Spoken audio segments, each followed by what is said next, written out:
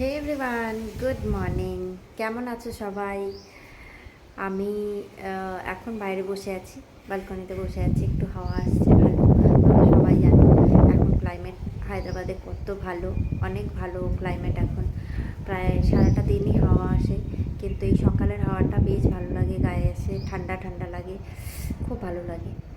তো ঘুম থেকে আজকে দেরিতেই উঠেছি, 7টায় উঠেছি আজকে, কারণ আগে থেকে ডিসাইড করে রেখেছিলাম আজকে ওয়ার্কআউট করবো না।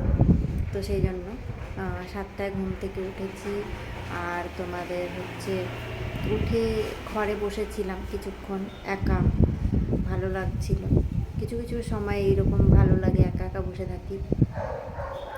আর তারপর এই উঠে বাইরে এলাম যে একটু ব্যালকনিতে বসি, তারপর গিয়ে কাজকর্ম স্টার্ট করব। রবিবার একটু লেজি লাগছে আমার, এটা কেন, তো সেই জন্যই। বাকি রবিবারে তো সবাই স্পেশাল কিছু না কিছু বানায়, তো আমিও ভেবেছি কিছু না কিছু বানাবো। ননভেজ তো কিছু না, তবে ভেজেই কিছু স্পেশাল বানাবো। এনিওয়েজ আজ মনে হয় বিশালই কিছু একটা বানাবে, কারণ ও বলছিল পালক পনির বানানোর কথা। তো আমি দিনের রান্নাটা করব, রাতে ও করবে। আমি ওকে বলছি দিনের রান্নাটা আমিই করব, রাতে ওকে পালক পনির বানাতে দেবো। একটা দিন যখন বানাবে বলেছে, না আর করি কেন। তো এনিওয়েজ ও এখন রান্না বান্না করে না, কারণ খুব একটা টাইমও পায় না, তারপর লেজিও হয়ে যায়। রান্নাবান্নাটা আমি করি, আগে বেশ করতো, আগে বিয়ের পর পর রান্নাবান্না বেশ ভালো করতো।